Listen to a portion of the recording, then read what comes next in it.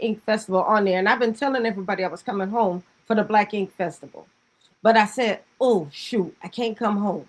So I said, I'm going to support. So last week, I hosted a master class on AI for authors, how to use ethical AI. I wanted to show people how they could use AI in an ethical way. So I supported the Black Ink Festival by hosting that masterclass. And then I said I wanted to go a little bit further. So I wanted to be able to help Michelle to promote the Black Ink Festival by helping to interview some of the authors who are going to be featured at the Black Ink Festival. So that's what I'm doing. I decided I was going to take over a couple episodes of the Pen Posse podcast so I could give my girl a rest because she has been working and getting this Black Ink Festival popping. So I said, I'm going to give her a rest and I'm going to help her to interview some of the authors. So tonight, I am taking over the podcast and interviewing some of the authors who are going to be featured at the Black Ink Festival. And so tonight, I'm about to bring on our very first guest, Miss Jana Jones. So I'm about to bring her on right now. Yes, she is. Hello, beautiful. Hey there. Hello. How are you? I am fabulous. I am so honored to be here this evening. And I am honored to have you. Let me just let you know, I just came off vacation a couple weeks ago. I was in Antigua, and your whole aura is just taking me back on vacation. The hair, the jewelry, the outfit. You better do your thing, girl. The melanin is popping. I'm loving it. Island vibe. Yes, very much. I love it. You better do your thing. I love it. So tell me, first of all, before we even get started, tell the people, who is Jana Jones? Sure. Jana Jones is a storyteller from way back. Come on. I'm a Baltimore native. You know, I was the nosy kid growing up, so I always kind of listening in on the adults. So, you know, that led into my storytelling love. Just kind of wanting to get to school. I'm a Baltimore native, currently living in Atlanta, Georgia. Previously lived in the DMV, Northern Virginia. Okay, so you're right down the street from me. You know what I'm talking about. Oh, for sure. Yes, DMV is the spot, the area. That's what they call it. Yes. But, you know, I've always had a passion for writing and reading. It really was my place to escape. So I feel like being an author was always inevitable for me. And I feel like I'm just walking in my calling right now. And I'm thankful for that. So you said writing and storytelling has always been a part of what you do. For sure. Even in the 9-to-5 like corporate world, I did marketing and communication. So I was always crafting stories, but I needed to tell my own. Yeah. So, and they were always, I tell people, it felt almost like a haunting. Like I had stories that were just like, I had to come out. And that's what I've really been leaning into, getting these stories that I feel will touch and impact a lot of people, getting them out into the world. So I'm thankful to be doing that. Oh, wonderful. So now with storytelling, were you doing more oral storytelling before you started writing? So both oral and written. Definitely oral when you're at your friend's house, at the family's house. That's sitting around the kitchen table is oral storytelling. But I always kept my diary and my journal closed. And when I got to college, I wrote for the paper, I wrote for the magazine. So it was definitely an itch that I tried to scratch as much as possible. I love that. So tell me about your books. For sure. So my book is called Scenes from a Chrysalis. It was released just this weekend, May 30th. And it just came out, new release. And it is very much a story about overcoming. We meet Maya Peach Calloway, who is a woman who was formerly incarcerated. And she's just determined to rewrite the script of her life. She's determined to better herself. She sees herself as worthy of more and worthy of better. So we're just following her journey as she's just, making her way through becoming the woman she wants to be. There is a triggering point in the book, without giving too much away. There's a triggering point that totally causes Maya to come undone. And all of her memories, all of the flashbacks to her time inside come tumbling out. She's having dreams, she's having visions, she meets with her therapist, so we get to see her therapy journey, but we see her trying to figure this all out with her therapist as far as, I feel like I've overcome this experience of being incarcerated. Why am I still feeling stuck and trapped? So Scenes from a Chrysalis really takes us through Maya's journey. And while this is going on, while she's dealing with her own personal, storms, she also encounters two new admirers who come into her orbit who have their own set of secrets. So she's dealing with her stuff, she's dealing with their stuff. It's like, okay, what's going on? So it's a story that has a lot of moving parts, but all of it is really for Maya to determine who she wants to be and where she wants to go in her life. So I'm hearing a lot of layers in this story. What type of story would you tell it? Because in some ways it almost sounds like fantasy, but I wouldn't say it fits neatly there. It's funny that you say that, because I feel like that's the theme for a lot of my books in terms of not really fitting neatly in certain genres. This actually, you can say it's contemporary fiction. There's romance elements for sure. There is fantasy components and even some speculative, because in the book we meet Maya's grandmother, Mama, who is not living. She's on the other side of the day. But with Mom, she's there to provide support to Maya. She's giving her, how, back in the day, folks would have dreams and such. And so we see that in the book. Mom is coming into Maya's dreams and saying, hey, be on the lookout, be careful. And then we see that. So it's very much a story that's very colorful with a lot of different layers and elements. I wanted it to be a story where people kind of hung on every page. That's really was my vision for writing this book.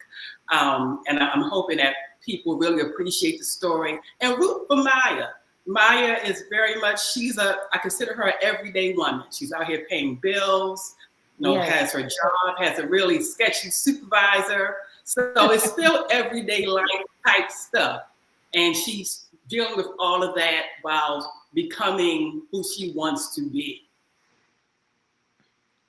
So, and is this your first book? So it's my second. This is my second novel.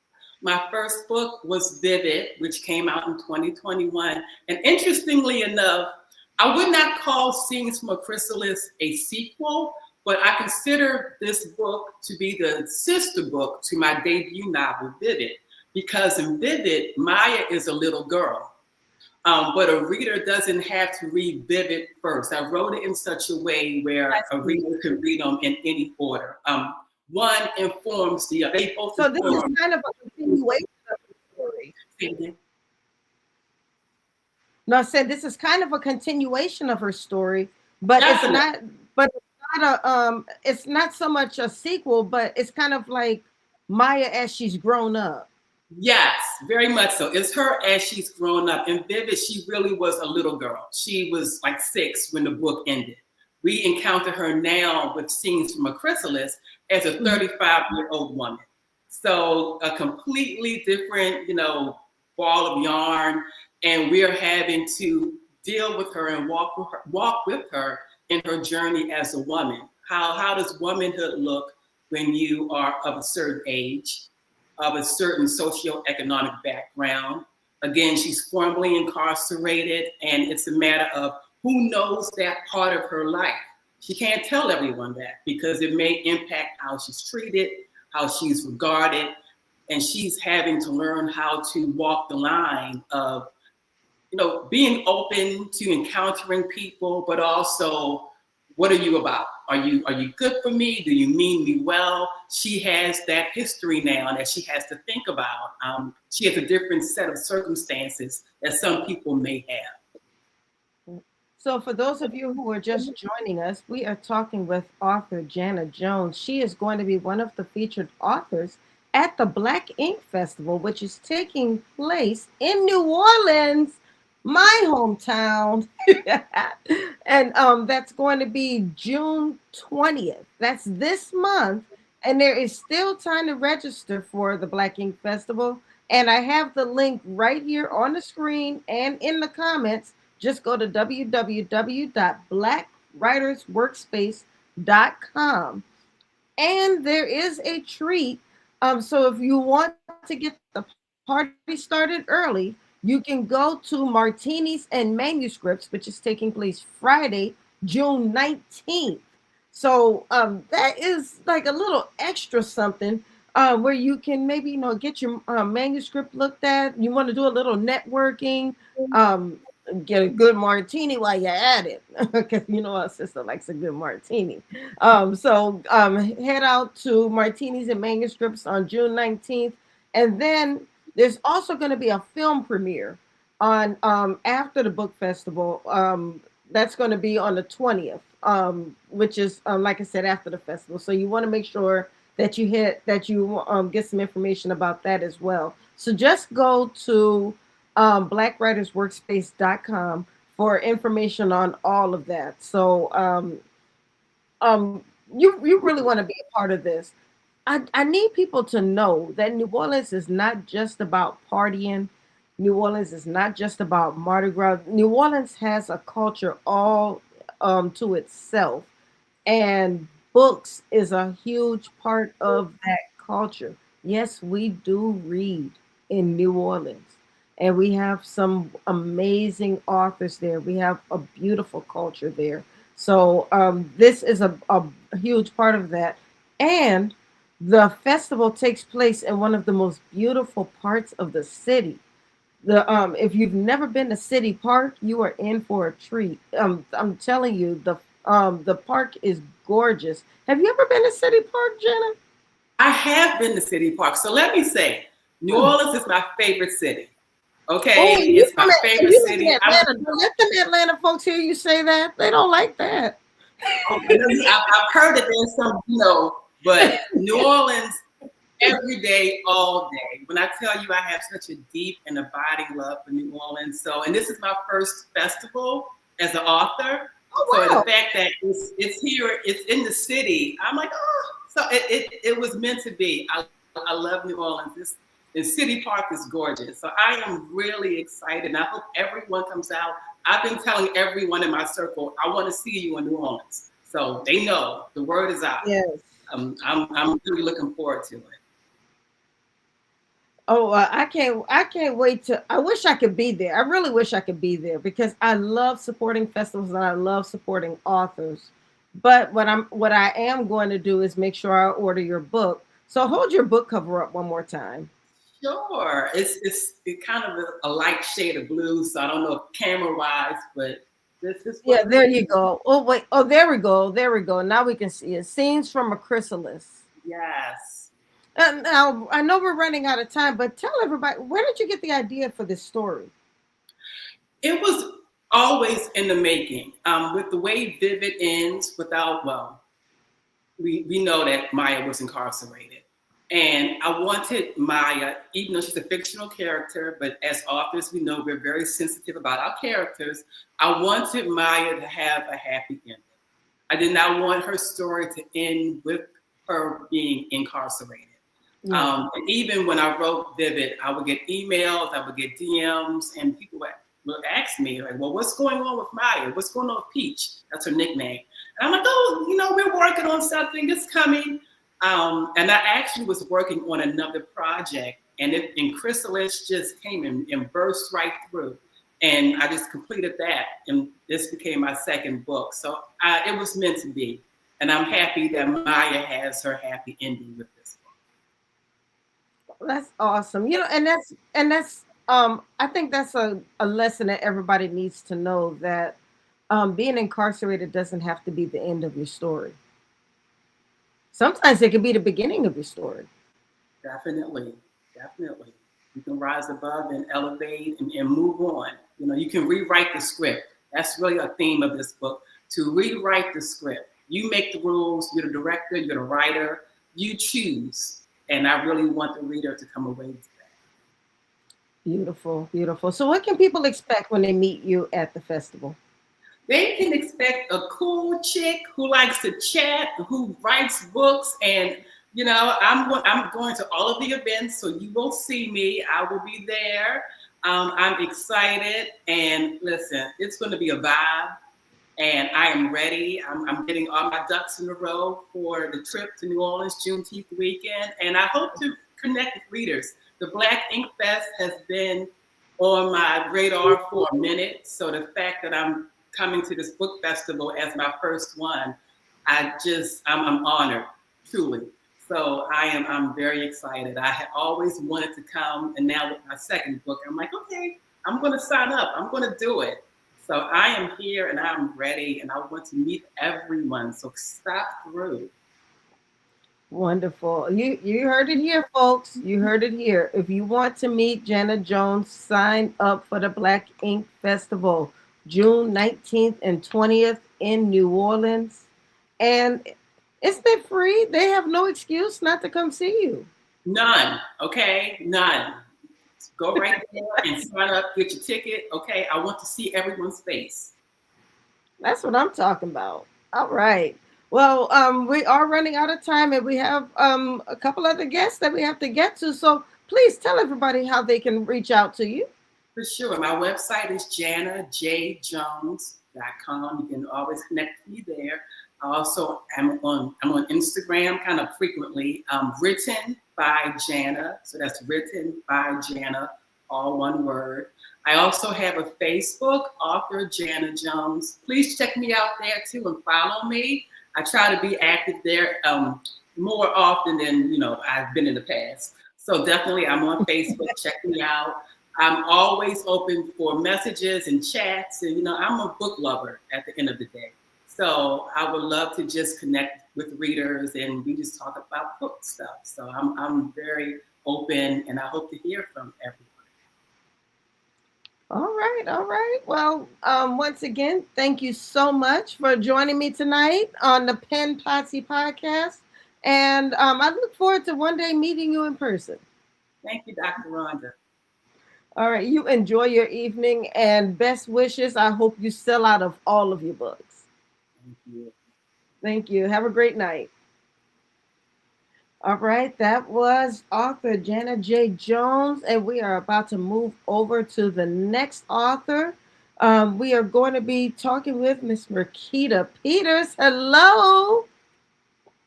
Uh-oh, you're still muted. I'm sorry. Hello, Dr. Rhonda. How you doing? It's nice to meet you. It is nice meeting you too. Thank you for joining me tonight. Thank you so much for the opportunity. Well, thank you for joining me. Thank you for being a part of the show. I'm looking forward to getting to know you. So before we get started, tell everybody, who is Rekita Peters?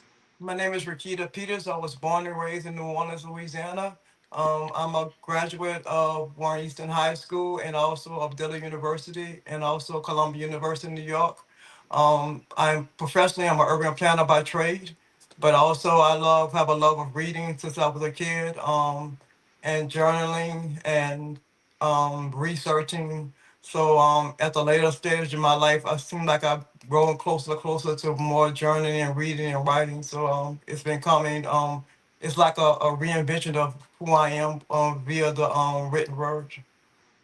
All right, all right. And you know what? First of all, what's up, home girl? You know, my nephew went to Warren Easton. Okay, okay, we yeah, got something in common. Yeah.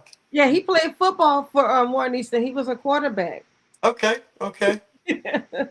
So I mean, I told everybody at the top of the show that I'm from New Orleans, from New Orleans. Yes, yes, yes. I heard your earlier interview. You're definitely from New Orleans. Yeah, I know. And you know, it's funny because people tell me that I don't sound like I'm from New Orleans, but you know what actually happens is people when I'm talking to people who are from New Orleans, they say you don't sound like you're from New Orleans. But people who are not from New Orleans who talk to me say that I sound like I'm from New Orleans. So I think that when you have the trained ear, you don't Yeah, think I'm from New Orleans. So definitely from the one though. From the previous interview I heard, you're definitely a 504 girl. That's for sure. thank you. Thank you. So tell me about your books. My book is called Boldly Beyond 50, A Black Woman's Guides to Aging with Excellence. Actually, I'm a co-author. It's an anthology booklet, so I'm a co-author with 12 other authors. Okay. So I have a chapter in the book, and so the book is basically about reinventing your life at the age of 50, letting people know as they approach the age 50 that life is not over. It's also shares a lot of inspirational chapters within the book from the previous authors about overcoming different things, how lives and how you can transform your life and still have a quality life beyond the age of 50. So that's basically the gist of the book. Everybody has their own individual chapters as the co-authors, and my chapter focuses on finding my purpose after the age of 50. And so I'm enjoying the I enjoyed the process. This is my first time as an author, as a co-author and as an author in general. So I enjoyed the whole process of actually turning my journal writing into actually something that is a published work, which I'm very appreciative and grateful for, and I hope it helps someone as they read my chapter as well as the other chapters they read within the book. Wow. So what made you decide to do that? I mean, first of all, I think that that is a great introduction into writing. And anybody who is even thinking about being an author, I think being a co-author in an anthology is a great way to kind of dip their toe into the writing world. Yeah. Um, because you kind of get an introduction in it. Like okay, you kind of see what it's like, so to speak. Yeah. Is that why you decided to do it this way rather than writing an For, entire book? Yeah, for me, I think I started like I guess you call baby steps. Like I said, I Yes. always read. I was always a reader throughout high school, junior high school. I always had a love for reading. I would find that was my space I would go to. When I read a book, I would just like imagine me being in wherever that area was that I was reading in, the characters. I had pictures in my mind of who they were. So I always had a love of reading in general. And I think for me it was progressive because used to have a not a podcast. I used to have what they would call a blog. I started Yes. out Yes. blogging back in 2017, and I always journaled. Journaled my feelings, my thoughts, whatever I was dealing with, whatever. So it really started through journaling. Then it moved from journaling to actually having a blog, and then it moved from the blog, to where I'm at right now. So it was kind of progressive in my case. But I'm not surprised that I eventually was able to write something and have something published because I was always a reader and writer throughout my journey. But I think for me, this has been like the next step beyond the actual having the journaling and then having the blog. And now, what was your blog about? My Did you? blog was called Purple Vision, and Purple Vision is a ministry that I found after experiencing being a survivor of domestic violence. So it's Mhm. basically a blog to empower victims of domestic violence to create a better life for themselves and their families, and to honor the legacy of those women. And I know that domestic violence is also experienced by men, but mine basically focuses on women because that's my own life experience to honor those women who have lost their life due to domestic violence. So my blog was basically about that, and I would have other survivors, other to do guest appearances on my blog. So that was something that I found back in 2017. And then, like I said, I moved from blogging to just I could just continue to journal and stuff like that. And I've done the ministry kind of evolved to me actually doing outreach, going to women's shelters and sharing about domestic violence awareness. So for the last 2 years, the Purple Vision Ministry has done what they call an annual domestic violence awareness month outreach event.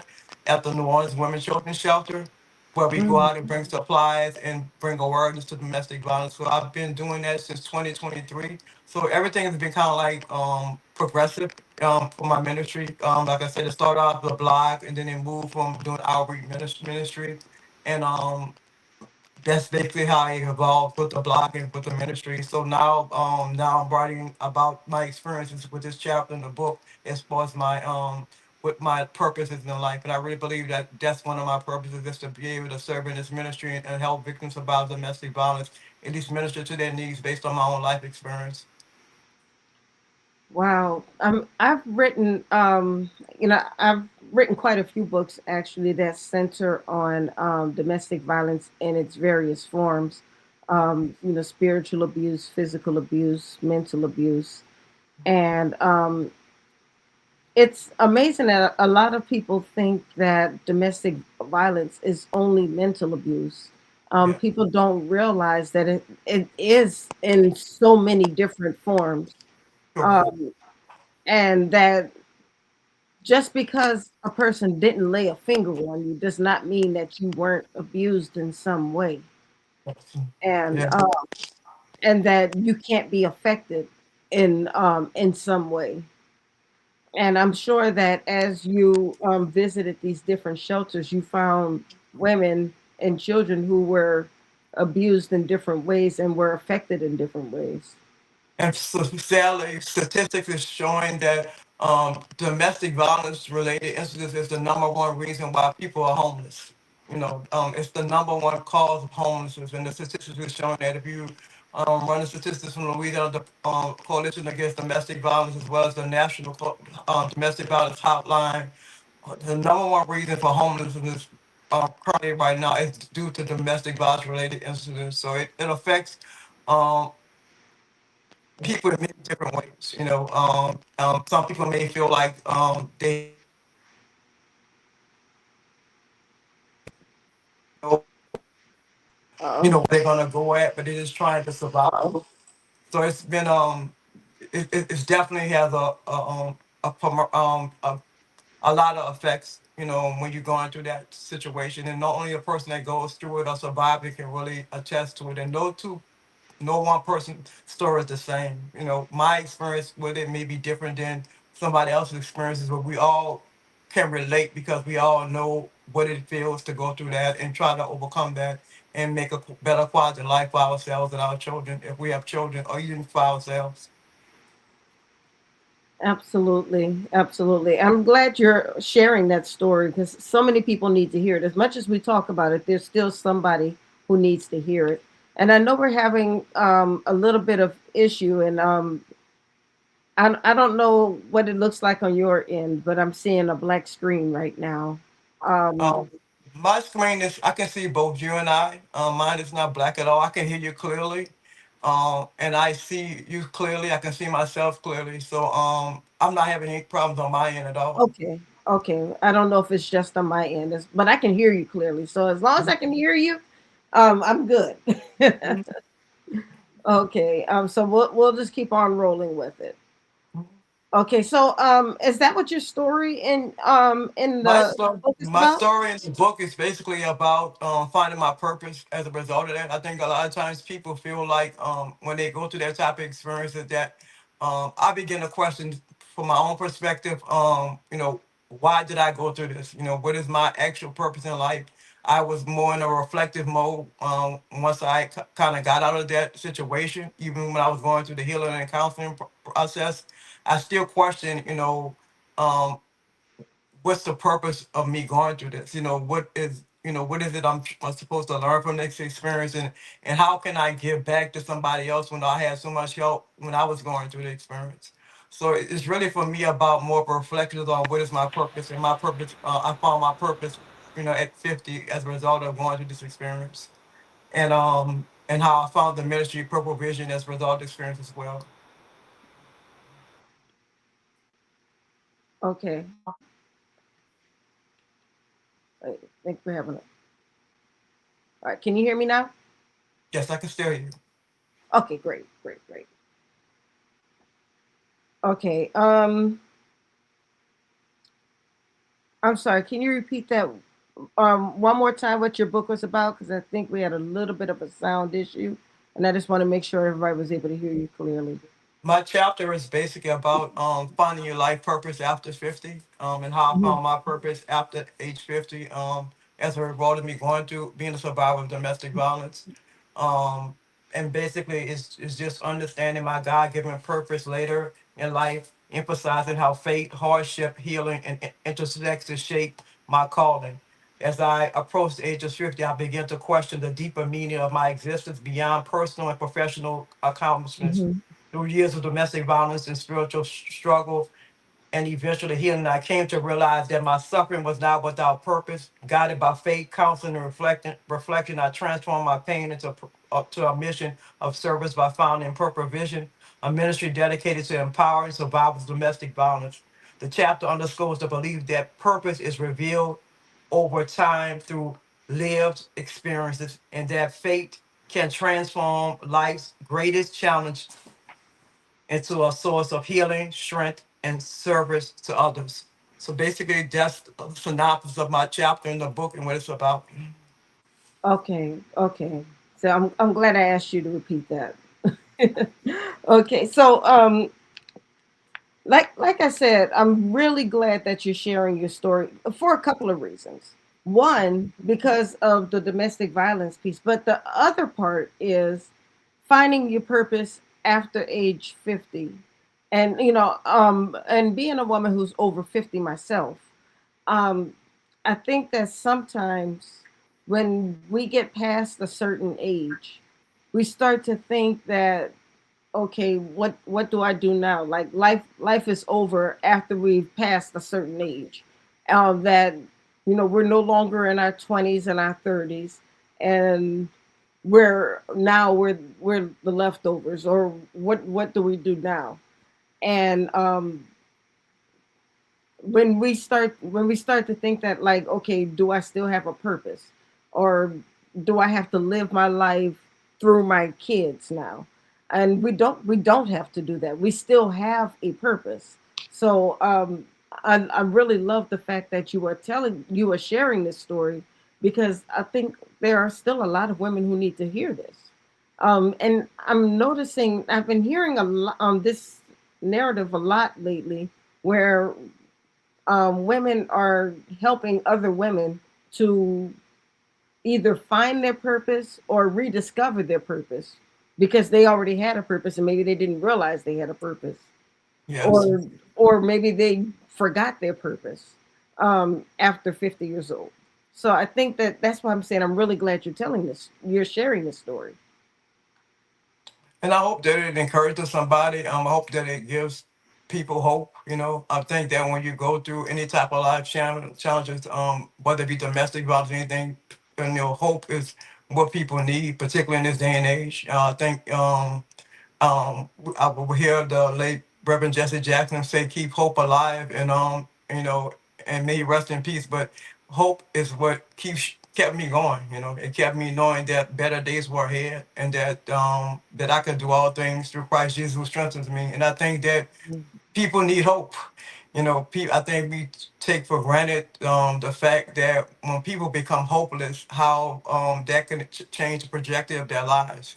But if you have even a small grain of hope or faith, it can transform a lot of things in your life. Just having that to hold on to know that it's not gonna always be this way. And I think that people need that in this day and age. And I pray that my chapter helps people to see that wherever they may be at, whatever their lot in life is, if it's a challenging time, that it's not going to always be that way. That better days are coming, and that just keep holding on and just keep moving forward and trying to move forward in a positive way, and know that it'll get better as time goes on. And I think that's really, that's what I hope that people get from the chapter. That's my prayer. Amen. Amen. So are you doing the Black Ink Festival by yourself, or are you going to have some of your co-authors with you? No, I'll be by myself. The authors consist of co-authors consist of 13 women from all across the United States. Um, their chapters are also in the book, so you'll be able to read about their chapters and their stories in the book. But I'll be the only person at the festival as far as for the book, for the representing the book at that time. Well, that's pretty awesome that this is your first venture into writing, and you are a co-author in an anthology, and then you've decided to do a festival by yourself. That's I pretty think cool. I think I'm thankful for the encouragement and the support that I've gotten through Black Writers Workspace. I'm thankful for finding the community in that to kind of help me give me that encouragement to be able to do it. And like I said, I just hope that whatever I contribute, it helps to uplift and encourage somebody. I think, like I say, it's important for me to um, not just to be present, but I hope that my presence in what I wrote in the book helps to help somebody else. That's my ultimate goal. That's wonderful. And I'm really glad that you found a writing community. Do you think that you're going to stay? Are you here to stay? Are you going to be writing a full length novel one day? I started writing my outline for the second novel, and I have another topic for another thing I want to write on. Not really clear what it is. I mean, I've cleared the topic, but I'm not really sure how I'm going to approach it. So I have a couple of things that I want to write about. At least two more, I think, books that I would like to see myself do, and to is a source of education and encouragement as well. So yeah, this is not the only works that I plan on doing. I plan on doing writing other books in the future, and so that's what I've been working on lately as well. The outline for that book, and just starting to write the second book that I want to write, and also thinking about the third book that I want to write as well. Well, that's wonderful. That is so cool. I mean, that really means that you are here to stay. I remember talking with an author once. This was her first book, and she hadn't considered herself an author yet because it was only her first book. And I'm going to tell you, like I told her, you are an author. Just because this is your first book does not mean that you're not an author. I You have appreciate the all these books encouragement. to learn. Yeah, I really appreciate the encouragement, Dr. Rhonda. To have you say that, and it means a lot to me, for people for the encouragement. And I think people sometimes take for granted the fact the encouragement that people need, the words that they need to hear. So I'm very appreciative of you saying that to me. I really am, and I don't take it for granted. Well, I'm glad to hear that, and I absolutely mean it. So, where can people find the book? You can find the book. You can email me. And also cash out me. For the book, my email address is rekitapeters@yahoo.com, and I will send you more information as to how to go about purchasing the book from me directly. Also, I have my information. I can send you my information where I can you can cash out me, and I can mail the book through that way. And also, like I said, when you email me, I can give you other outlets also to order the book from me personally. The book is also on Amazon, but that if you order it on Amazon, I won't receive the proceeds because it's linked to the main author's KDP account. But as an individual author, co-author, you can get a direct book directly from me, and also you can purchase the book from me when I'm attending the Black Book Ink Festival on June 20th, And that's what 2026. I was about to say. So, if you want to purchase the book and you want Rakita to benefit from that purchase, then you need to come out to the Black Ink Festival, which is June 20th at City Park in New Orleans. So, come on out to the Black Ink Festival, City Park, New Orleans, June 20th. And then also, don't forget about Martinis and Manuscripts on June 19th. So you can find out more information about both of those events by going to www.blackwritersworkspace.com so you can register for the event. And that's where you'll be able to find Rakita Peters information. So make sure you come out, support this brand new author. She has dipped her big toe into the ocean of into the literary ocean. Let's put it that way. So let's make sure that we encourage her. She has made a huge step, and I'm excited for her. Like I said, I might have to go ahead and order your book myself because I want to be able to support you as well. I appreciate you, Dr. Mother. Thank you for the time that you've taken with me to interview me. I really appreciate it. Oh no, I appreciate you and I congratulate you. Thank you very much. Yeah, you keep doing your thing. Thank you. All right, thank you. You have a great night and keep doing what you're doing. Thank you. Bye bye.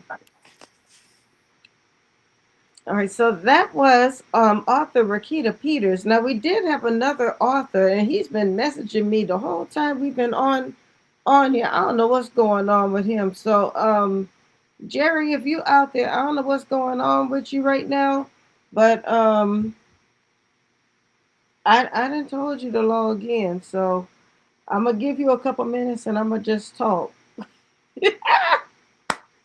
So we're gonna see what happens. I sent him a link, and we're gonna give him about a minute or two because I'm not gonna be wasting y'all time.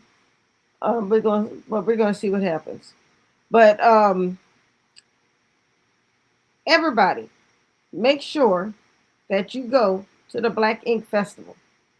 And I've told y'all a couple of times that it is going to take place June 19th and 20th. It is going to be in New Orleans, Louisiana. I keep looking at my phone to see if he is going to click this link and log in so you can hear about his book. I'm looking at you, Jerry Bobb. If anybody knows author Jerry Bobb, text him and tell him to click the link so he can get his interview. Because I don't know what's going on. But like I said, I'm going to give him another minute and then we're going to end this show and he's just going to have to be interviewed at a different time. But other than that, I want to thank Michelle Jackson for letting me invade the Pen Posse podcast. This has been a blast. And I'm going to give a quick shout out to the Horizons Author Lounge. I will be back on my own platform next week where I'll be interviewing two amazing authors. And then I'll be right back here in the Pen Posse podcast the week after where I'll be interviewing about four more authors. And hopefully those authors will show up because Jerry, I'm looking at you. And then the Black Ink Festival will be taking place. And then I'll be right back on my own platform once again. And then I have a couple of events that will be taking place. First of all, in July, I will be heading to Phoenix, where I will be accepting the International Impact Award for my novel, Surprise Swipe Right. Yay! And then at the end of the month, I'll be heading to Atlanta for the National Book Club Conference. So excited about that. And then in August, I'll be heading to New York for the Harlem Book Fair. And I'll in Harlem, I will be teaching another AI for Authors class. So if you are in New York, make sure you hit me up because you definitely do not want to miss that AI for Authors class. Because if you missed the one that I did for the Black Writers Workspace, you do not want to miss the one I do in New York because I'm telling you, that class was everything. And look, what I'm not going to be doing is teaching you how to let AI write your book for you because I don't roll that way. I teach you how to use AI as an assistant, not a replacement, because we respect the written word that comes out of our mind. So, more information to follow on that. And if you want more information on how to use AI to enhance your writing process, make sure that you connect with me. And you can find me. In fact, I will put my information, I will put my website in the chat so you can get more information on how you can find me. There you go. There is my website.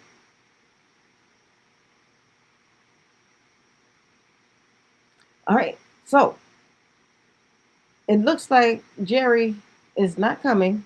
So I don't know what's going on with Jerry. So I am not going to waste everybody's time tonight. But I want to thank everybody who joined us tonight. I want to thank our guests, Jana and Rekita.